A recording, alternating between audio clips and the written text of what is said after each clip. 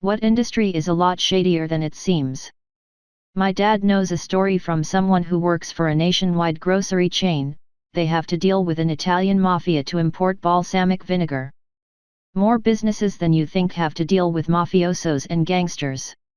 I once helped the gang relations person with Habitat for Humanity get reassurance that their volunteers would be protected in an American inner city. They apparently always speak with the gangs beforehand for safety reasons. More people died last year over vanilla in Madagascar than cocaine in South America. They've even coined the term vanilla murder. Farmers hire armed mercenaries to guard their crops from thieves near harvest time, and if one is caught, well, let's just say it's in response to all the farmers that were killed by thieves for the same reason. This article is a fairly light read on the subject without anything too graphic. But there's a great deal of information about it floating around, along with some pretty disturbing accounts. The maritime industry. Most of the big companies do things by the book and treat crews well because they're afraid of lawsuits and unions, but many smaller mom-and-pop companies break laws and violate safety regulations with reckless abandon because they're not as visible and can stay under the radar, so to speak.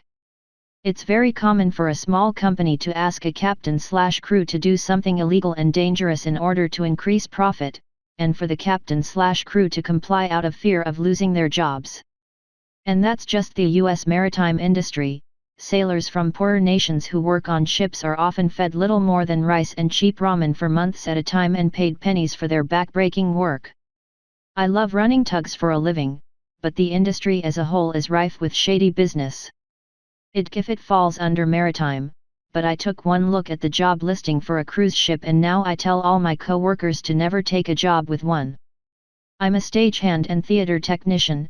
I make decent money fresh out of college, $18 to $24 an hour depending on venue, even without joining the union, because I do specialized work.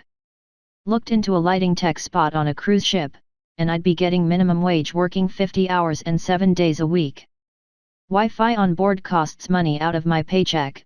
I'd be in charge of passenger safety off hours if an alarm goes off and we have to get people onto rescue rafts. I'd have a roommate in a small bunk, and all my wages would go directly into a ship debit card so I could give my income straight back to the company to eat. Something about living and working on a boat in the middle of the ocean seems to make employers think they don't have to actually care for their employees. I can imagine working on a boat that isn't filled with people on vacation would be even worse. A lot of hobby fish importing is pretty shady.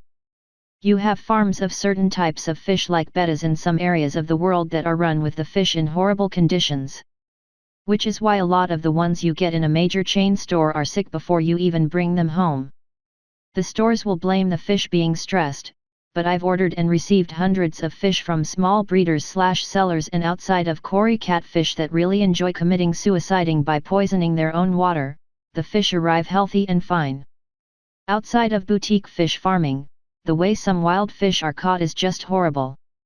The trappers will lightly poison the water supply to knock out the fish, then scoop them out of the water without a care for that area's ecosystem. This has led to depletion of some natural species to the point they are now endangered. Lastly, boutique fish sellers/major chains do not give half a rat's ass what happens to the fish in the end. This means that people who buy fish like plecos, bettas, goldfish, etc. end up getting sick of them and dumping them in local waterways to supposedly get rid of the problem.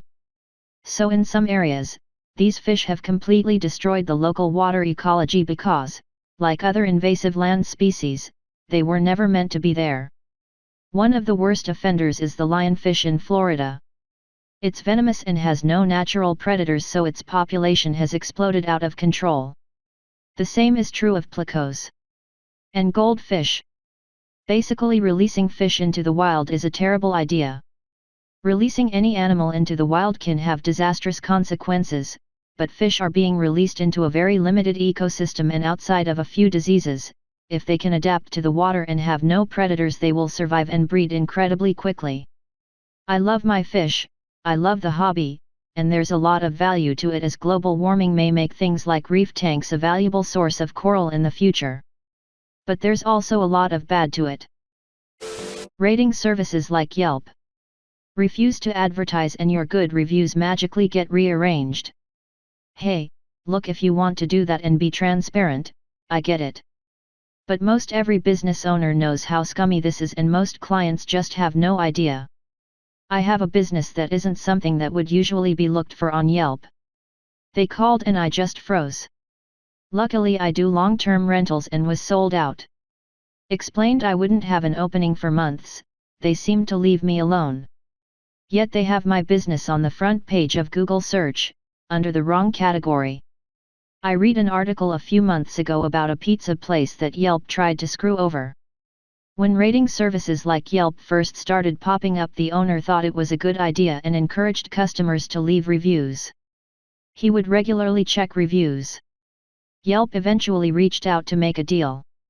The owner didn't like the idea and turned them down. Shortly after, he discovered Yelp was taking down any and all high-rated reviews. The owner wasn't having any of it, so he started a new promotion: any customer who leaves a 1-star review of Yelp gets half off their pizza. It became the first 1-star business on Yelp. The place got so popular that Yelp started taking down the 1-star reviews. I work for an independent auto shop and Yelp is relentless. They call once a month attempting to sell advertising for minimums of like $200 a month. I signed up for a month and literally didn't get one verified lead through Yelp. I don't blame the salespeople, but they are super pushy and call back with the same script month after month, trying to get me to log on and look at how many views my listing has. I advertise on Google and get verified results, and Google has never once called me with a pushy upselling.